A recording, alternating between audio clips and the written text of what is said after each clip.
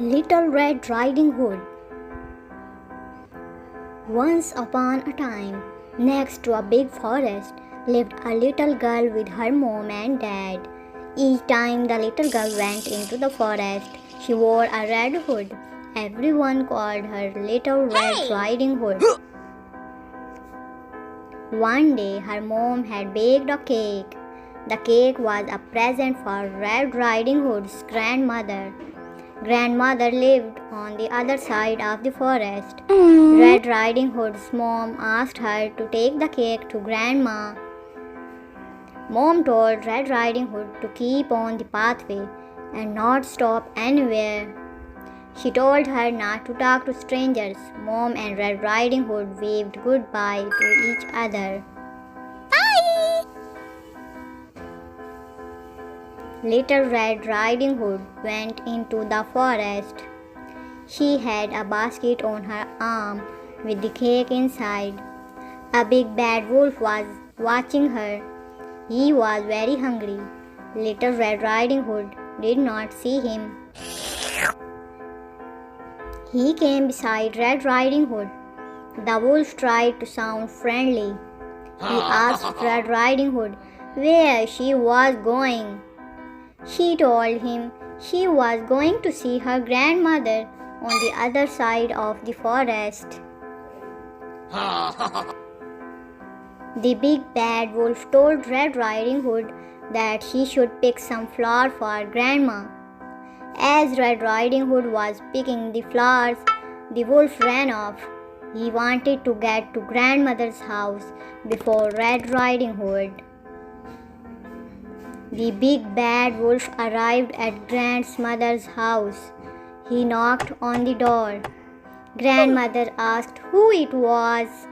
The wolf changed his voice and said, "It was Red Riding Hood." Grandmother said the door was opened. The big bad wolf let himself in. Grandmother saw him and began to scream. Before she could do anything, the big bad wolf swallowed Grandmother. The big bad wolf was not satisfied. He wanted to eat Red Riding Hood as well. The big bad wolf dressed himself in Grandmother's clothes.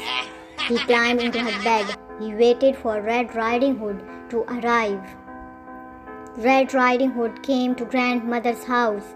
She knocked at the door and asked if she could come in. The big bad wolf changed his voice. He sounded like her grandmother. He told her to come in. Red Riding Hood said, "What a deep voice her grandmother had." The wolf said it was better to greet with her. Red Riding Hood moved closer to her grandmother. She said what big eyes she had. The wolf said they were better to see her with. Red Riding Hood said, "What big ears grandmother had." The wolf said they were better to hear her with. The wolf told her to move closer. Red Riding Hood said what big teeth he had. The wolf told her they were better to eat her with.